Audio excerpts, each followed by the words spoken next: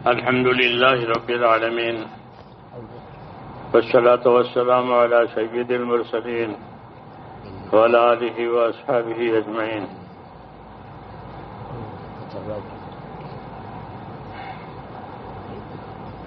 میرے پیارے بھائیوں،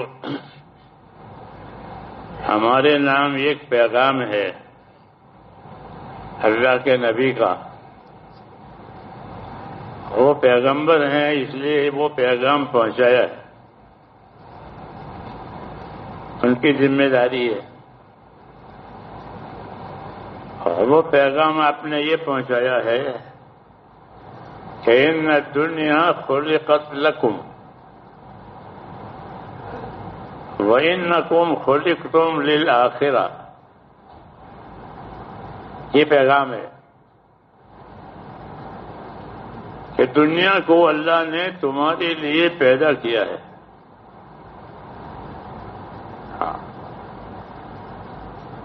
دنیا کو تمہارے لیے پیدا کیا، دنیا کی ساری نعمتیں تمہارے لیے ہے. جی ہاں، اور دنیا کی تمام چیزوں کو تمہارے کام میں لگایا ہے، یہ کہا. اور دنیا کی نعمتوں سے فائدہ اٹھانے کی طاقت اور استعداد بھی تم کو دی ہے. ہاں، تو لوگ سمندروں سے بھی کماتے ہیں، بازاروں سے بھی کماتے ہیں، اور بغیر بازار بغیر سمندر کے بھی کماتے ہیں. ہاں، کیونکہ یہ ان کے لیے پیدا ہوئی ہے. تو ہمیشہ یہ نبی جو ہیں وہ اللہ کی انعامات کے ذریعے لوگوں کو متوجہ کرتے ہیں، اور دوسرا اللہ کی قدرت کے ذریعے متوجہ کرتے ہیں. کبھی نعمت دلائیں گے یاد، اور کبھی قدرت یاد دلائیں گے. ہاں، نعمت کی یاد دلانے سے اللہ تعالیٰ سے دلوں کو انس ہوتا ہے کہ اللہ نے ہم کو یہ دیا، یہ دیا، یہ دیا، یہ دیا. قدرت یاد دلانے سے خوف پیدا ہوتا ہے. ہاں، کہ اللہ یہ سب کچھ دیکھ کر بھی اپنے قدرت سے ناکام کر سکتے ہیں. جی ہاں، تو یہ دونوں باتیں سمجھاتے ہیں کہ اللہ کی نعمتوں کو بھی دیکھو اور قدرت کو بھی یاد رکھو. ہاں، کیونکہ عام طور پر اگر یہ بات نہیں ہوتی ہے تو نعمتیں غافل کرتی ہیں بندوں کو. نعمتیں غافل کرتی ہے. آدمی پھر نعمتوں میں لگتا تھا. حضرت عمر تو لوگوں کو نصیحت کرتے تھے.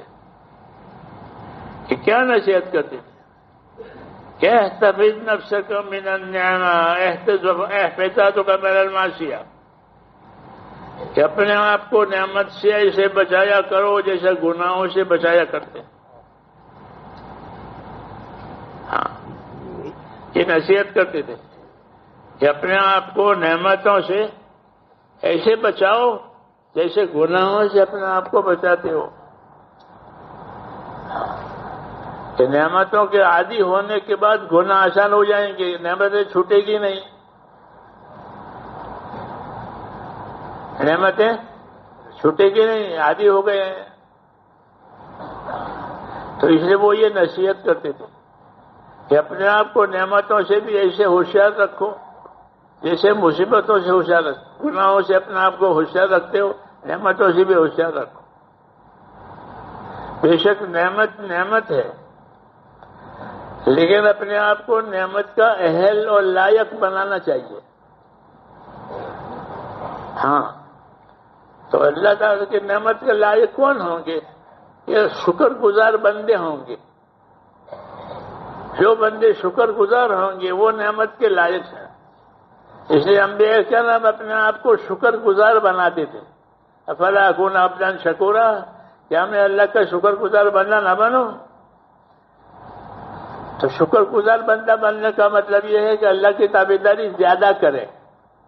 یہ مطلب ہے شکر گزار بندہ بننے کا، کہ اللہ کی تابعداری، اس کو حکم کا پورا کرنا یہ زیادہ ہو جاوے.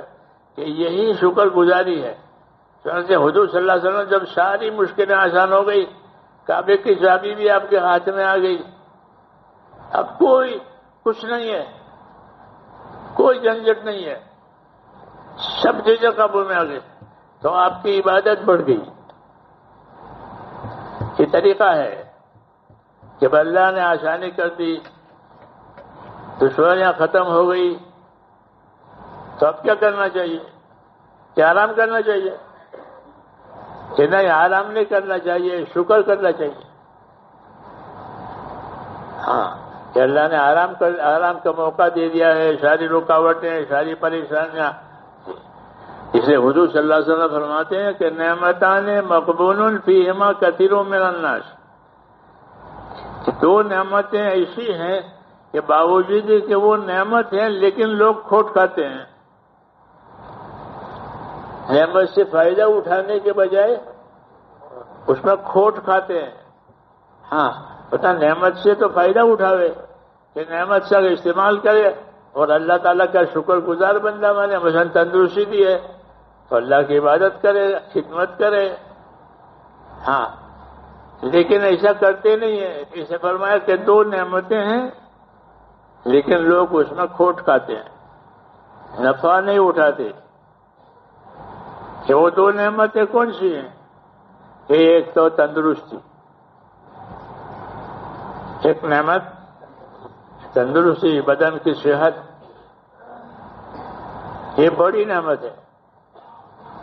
ہمارے اردو میں کہتے ہیں ایک تندرستی ہزار نعمت، ایک تندرستی ہزار نعمت۔ ہزار نعمت ایک طرف وہ تندرستی نہیں ہے، کیا کرے گا؟ تو ایک بڑی نعمت کیا ہے کہ تندرستی۔ زندگی کا زیادہ زمانہ تندرستی میں گزرتا ہے۔ جی ہاں، کیونکہ خدا نے ان کو عبادت کے لیے پیدا کیا ہے، تو جب عبادت کے لیے پیدا کیا ہے تو عبادت کی صلاحیت دیں گے۔ بیمار ہوں گے تو کیسے عبادت کریں گے؟ کریں گے عبادت؟ ہاں، اس لیے زندگی کا زیادہ زمانہ وہ تندرستی میں گزرتا ہے۔ ہاں، عبادت کے لیے پیدا کیا ہے تو عبادت کے موقع دیں گے۔ ہاں، اس لیے حضور صلی اللہ علیہ وسلم کہتے ہیں کہ اپنی نعمتوں میں کھوٹ میں مت رہو، نعمت سے فائدہ اٹھاؤ۔ کہ تندرستی کی نعمت ہے تو تندرستی اللہ تعالیٰ نے دی ہے تو اس سے اپنے آخرت بناؤ۔ دعوت اللہ تعالیٰ کی یہ ہے کہ وابتغی فیما آتاک اللہ الدار الآخرہ، کہ تجھ کو اللہ نے جو نعمت دی ہے اس سے تو اپنی آخرت بنا لے۔ جو بھی نعمت، تندرستی ہو، مال ہو، عزت ہو، سکون ہو، جو نعمت تجھ کو ملی ہے اس سے تو اپنی آخرت بنا لے۔ ہاں، کیونکہ آخرت بنانے کے لیے یہ دنیا بنی ہے۔ دنیا مزرعۃ الآخرہ، یہ دنیا کیا ہے کہ وہ آخرت کی کھیتی ہے۔ یہاں بویائی ہوگی، پھر کٹائی ہوگی، پھر کاٹ کے لے جائیں گے۔ جیسے لوگ بوتے ہیں جنگلوں میں، کھیتوں میں، اور کاٹ کے گھروں میں لاتے ہیں مال۔ ہاں، تو ایسے یہاں بویائی کریں گے اور پھر اپنے اعمال کو وہ آخرت میں لے جائیں گے۔ وَوَجَدُوا مَا عَمِلُوا حَاضِرًا، کہ جو اعمال کیے تھے جب آ جائیں گے تو اس کو وہ حاضر پائیں گے۔ ہاں، اچھا ہوگا تو اچھائی حاضر ہوگی، برائی ہوگا تو برائی حاضر ہوگی۔ وَلَا يَظْلِمُ رَبُّكَ أَحَدًا، کہ جو عمل لوگ کریں گے وہ اپنے عمل کے نتیجوں کو حاضر پائیں گے، اور تیرا پروردگار کسی پر ظلم نہیں کرتا۔ ٹھیک ہے، کہ کیا ہے اور اس کا بدلہ نہ دے، کہ ایسا بھی نہیں ہوگا، یا بدلہ دے کہ تھوڑا بدلہ دے، کہ ظلم کے معنی زیادتی کے بھی ہیں اور نقصان کے بھی ہیں۔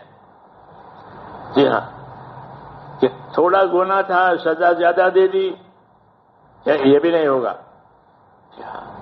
اچھے عمل تھے اور بدلہ تھوڑا دیا، کہ یہ بھی نہیں ہوگا۔ یہ بھی نہیں ہوگا۔ اللہ تعالیٰ نے ظلم اپنی ذات پر بھی حرام کیا ہے۔ وما انا بظلام للعبید، میں بندوں کے لیے ظالم نہیں ہوں۔ ہاں، انصاف کریں گے، انصاف کریں گے تاکہ حقوق سلامت رہیں، اس لیے اللہ انصاف کریں گے، اس کو عدل کہتے ہیں۔ تو عدل بھی کریں گے، بندوں کے درمیان میں جب مسئلہ آئے گا تو انصاف کریں گے۔ اور بندوں کو بھی انصاف سے رہنے کا حکم دیا ہے کہ آپس میں انصاف سے رہو، جو اپنے لیے پسند کرو وہ دوسروں کے لیے پسند کرو، جو اپنے لیے ناپسند کرو وہ دوسروں کے لیے بھی ناپسند کرو، اس کو انصاف کہتے ہیں، اس کو انصاف کہتے ہیں۔ ایک پلے میں تو ایک پلے میں وہ، اس طریقے سے۔ ہاں، تو انصاف ہر وقت واجب ہے اور ظلم ہر وقت حرام ہے۔ انصاف ہر وقت واجب ہے اور ظلم ہر وقت حرام ہے، کہ تو اپنے لیے پسند کرو وہ دوسروں کے لیے پسند کرو، اس کو انصاف کہتے ہیں۔ ہاں، حضور کو انصاف کا حکم دیا گیا ہے کہ انصاف سے وہ امرت لأعدل بینکم، مجھے حکم ہے کہ تمہارے درمیان میں انصاف سے کروں، کیونکہ اس سے ایک دوسرے کے حقوق سلامت رہیں گے۔ اور اس کا یہی نقشہ ہوتا ہے کہ جو اپنے لیے پسند کرو وہ دوسروں کے لیے پسند کرو، جو اپنے لیے ناپسند کرو وہ دوسرا ناپسند، اس سے انصاف قائم ہوتا ہے۔ اور انصاف قائم ہونے کی وجہ سے حقوق کی سلامتی ہوتی ہے۔ جب حقوق رہیں گے ایک دوسرے کے سلامت تو آپس میں امن رہے گا۔ ہاں، یہ دو حقوق ہیں، ایک اللہ کے حقوق ہیں، ایک بندوں کے حقوق ہیں۔ تو اللہ کے حقوق کے بارے میں تو اللہ مختار ہے، معاف بھی کر دے کیونکہ اس کا حق ہے، تو مطالبہ نہیں کیا، چھوڑ دیا۔ لیکن جو حقوق دوسروں کے ہیں اس کو اللہ نہیں معاف کرے گا، یا تو وہ خود معاف کرے یا پھر اس کا بدلہ چکائے، کیونکہ یہ انصاف کا تقاضا ہے۔ اور اپنے حقوق اللہ معاف کرے یہ اس کے فضل کا تقاضا ہے۔ عدل کا یہ تقاضا ہے کہ بندوں کے حقوق قائم رہے، اور فضل کا وہ تقاضا ہے کہ اللہ تعالیٰ اپنا حق معاف کر دے گا، چنانچہ اپنے بہت سے حقوق اللہ معاف کریں گے۔ ہاں، لیکن یہ حکم ہے کہ اللہ کے معاملے میں چوکس رہو، اللہ کے معاملے میں چوکس رہو، احتیاط سے رہو تاکہ کوئی نافرمانی نہ ہو جائے۔ اس لیے احتیاط اور حذر کے ساتھ رہنا اور اپنے اندر تقوی پیدا کرنا یہ ضروری ہے، کیونکہ یا تو آدمی کا دل فجور اور فسق اختیار کرے گا یا تقوی اختیار کرے گا، دونوں میں سے ایک ہوگا۔ فَعَلَمَهَا فُجُورَهَا وَتَقْوَاهَا، کہ انسانی نفوس میں تقوی بھی ہوتا ہے اور انسان میں فسق و فجور بھی ہوتا ہے، دونوں طاقتیں ہیں۔ تو اپنے آپ کو فسق و فجور سے بچا کر تقوی اور پرہیزگاری اور تابعداری کے ساتھ چلانا یہ زندگی کی بڑی ذمہ داری ہے، اور اس کی وجہ سے ہمارے اور خدا کے درمیان میں تعلقات صحیح رہیں گے۔ حضور صلی اللہ علیہ وسلم جب مدینے تشریف لگے تو بیان لکھ دیا پہلا، اس میں لوگوں کو یہ بات سمجھائی۔ کیا بات سمجھائی؟ کہ من اصلح ما بینہ وبین اللہ اصلح اللہ ما بینہ وبین خلقہ۔ یہ پہلا بیان تھا آپ کا مدینے والوں کے سامنے۔ من اصلح ما بینہ وبین اللہ اصلح اللہ ما بینہ وبین خلقہ، کہ جو لوگ اپنا اور خدا کا معاملہ ٹھیک کر لیں گے تو اللہ ان کا اور مخلوق والا معاملہ ٹھیک کر دے گا، تاکہ سارے جھگڑے ختم ہو جائیں گے۔ ایک تعلق اللہ تعالیٰ کا صحیح کرنا ہے، اس کا نام اطاعت ہے۔ اللہ کے تعلق کو صحیح کرنے کا نام اطاعت۔ تمام نبیوں کو اطاعت کے واسطے بھیجا ہے کہ بندوں کو اطاعت اور تابعداری سکھاؤ۔ وما ارسلنا من رسول الا لیطاع باذن اللہ، کہ ہم نے رسولوں کو اس لیے بھیجا ہے تاکہ وہ اللہ کے فرمانے سے اللہ کے بندوں میں اطاعت قائم کرائے۔ تو ہماری زندگی کی اصلی مایا جو ہے وہ ہے کہ زندگی اطاعت اور تابعداری پر آوے۔ ہاں، اس کے لیے دین سیکھنا ضروری ہے، یہ پہلی بات ہے کہ دین سیکھو، دین کا علم سیکھو، تاکہ پتہ چلے کہ اللہ کا کیا حق ہے۔ حضرت معاذ سے حضور نے پوچھا، معاذ اتدری ماذا حق اللہ؟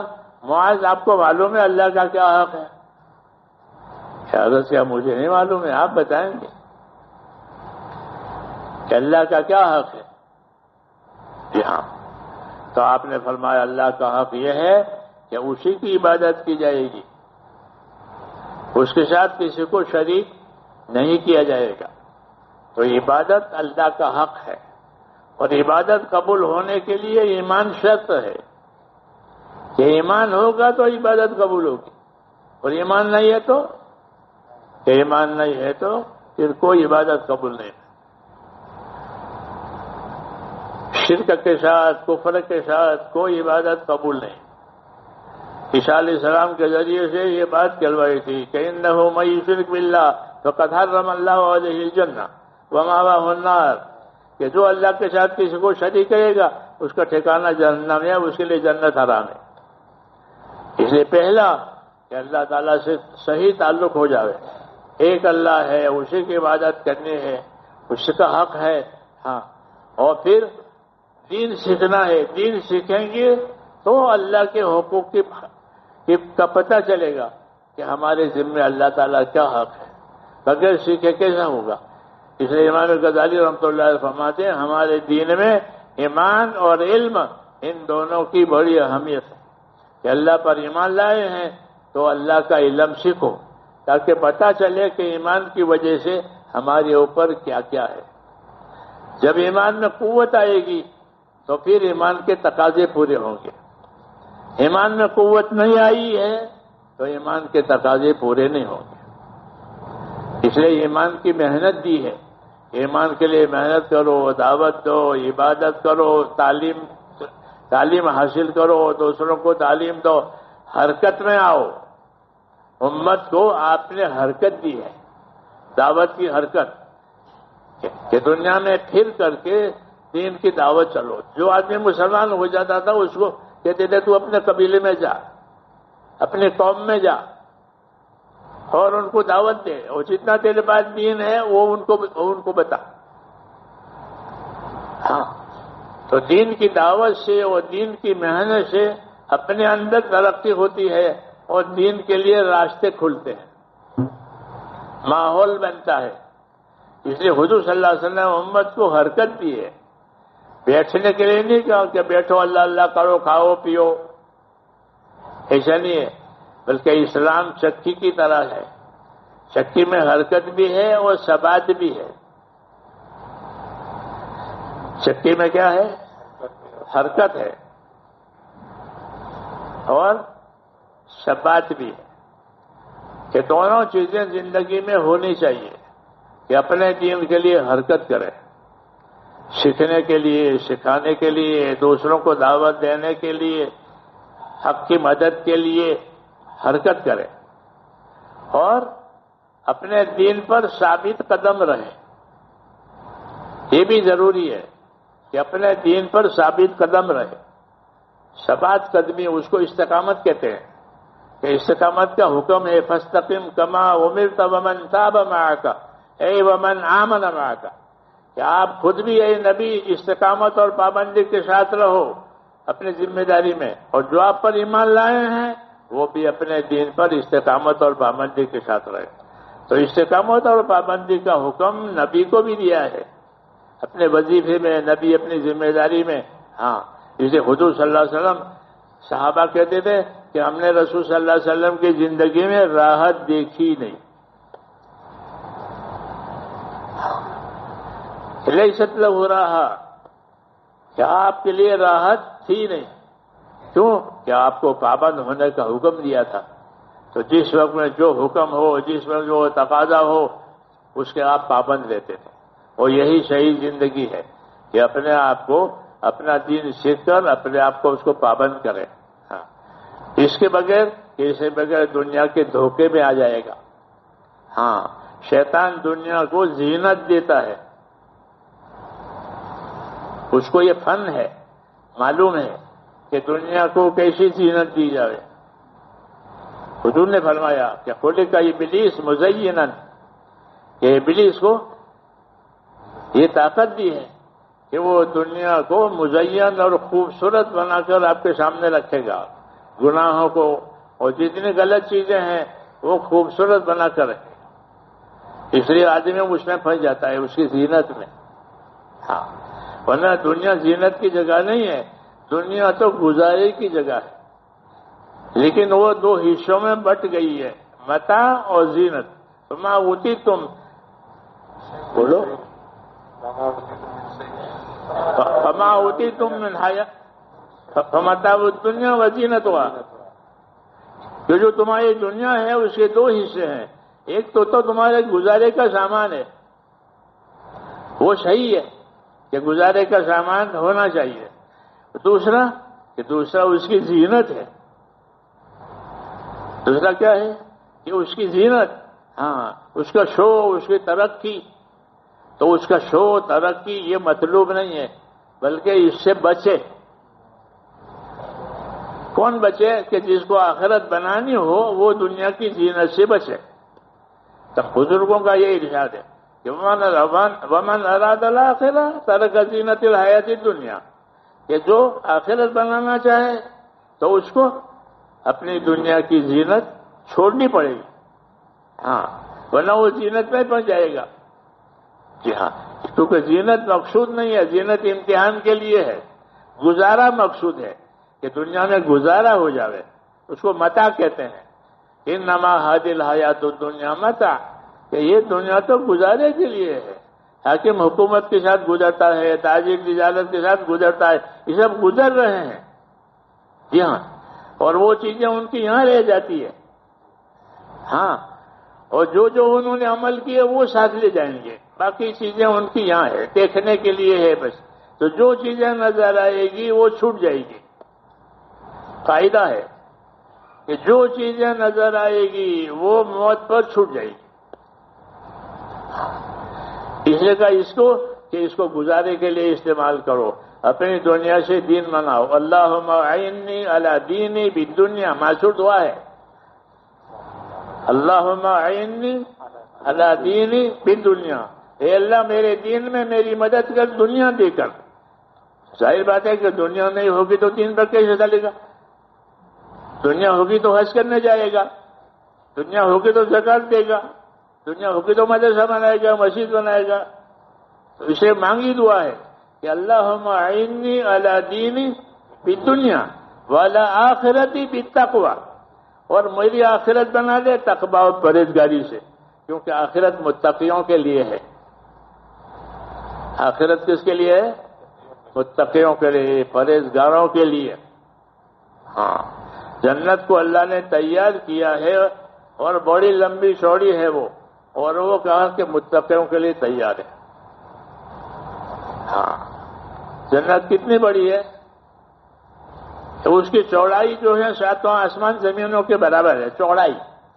جیسے ہماری ایک سب کی چوڑائی 4 فٹ کی ہوتی ہے، اور لمبائی اس دیوار سے اس دیوار تک، تو اللہ نے لمبائی نہیں بتائی ہے، چوڑائی بتائی۔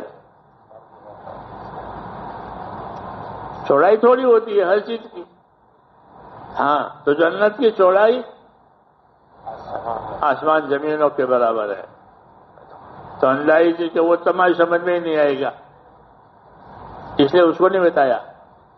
کوئی مثال دینی پڑے نا کہ ایسی چوڑائی، وہ ہے ہی نہیں، تو اس لیے صرف جی ہاں لمبائی نہیں بتائی، چوڑائی بتائی ہے۔ جو آدمی سوچ لے گا کہ جب اتنی چوڑائی ہے تو لمبائی کتنی ہوگی،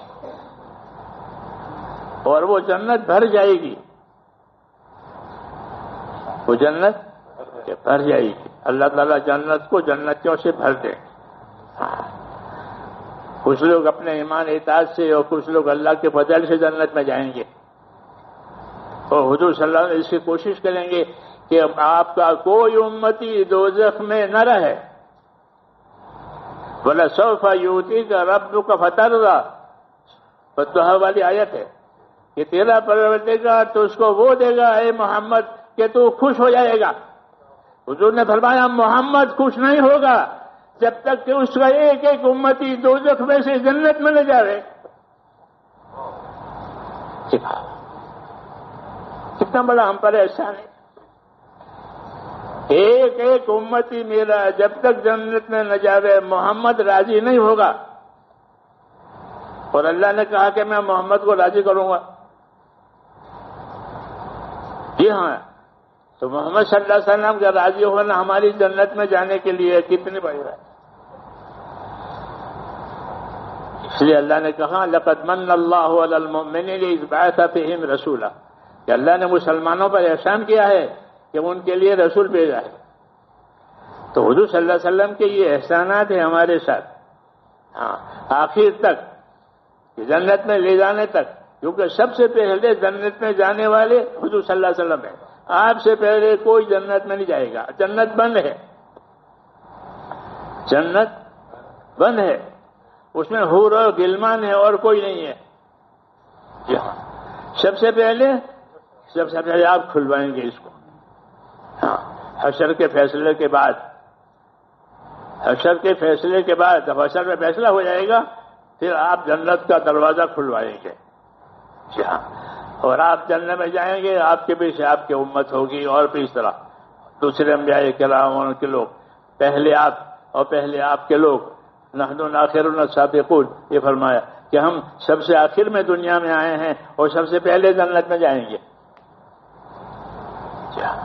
یہ امت سب سے آخر میں ہے، آپ کا نبی سب سے آخر میں ہے، اور جنت میں کہ جنت میں پہلے جائیں. یہ اللہ کے احسانات ہیں میرے دوستو. یہ بتائیں، یہ چیزیں پڑھنی چاہیے، جاننی چاہیے، تاکہ پتہ چلے کہ اللہ رسول نے ہمارے ساتھ کیا کیا ہے. کتنے احسانات اللہ کے ہیں، کتنا رسول کے ہیں. اکثر صحابہ جب ایسی چیز دیکھتے تھے تو کہتے المنۃ للہ ولرسولہ.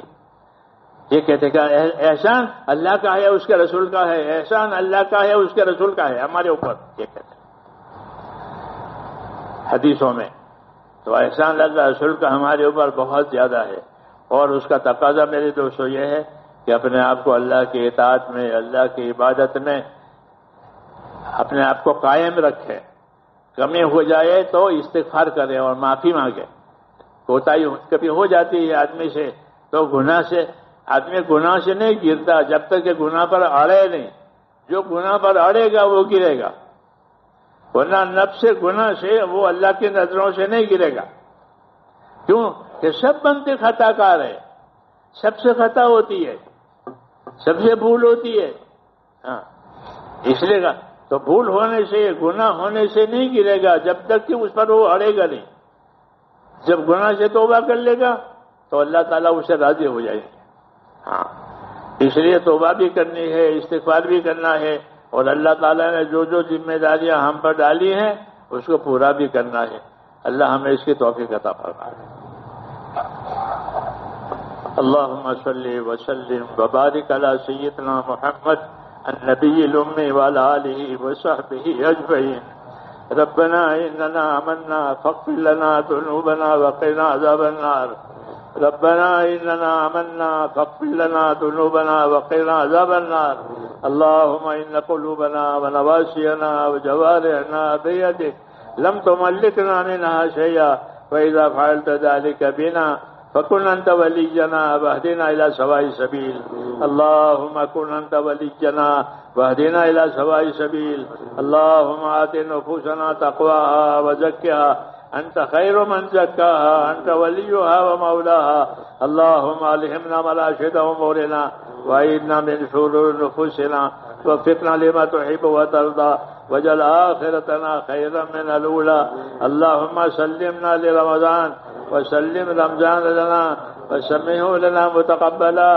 اللهم سلمنا لرمضان وسلم رمضان لنا وسلمه لنا متقبلا. اللهم إنك عفو تحب العفو فاعف عنا. وصلى الله تعالى على خير خلقه.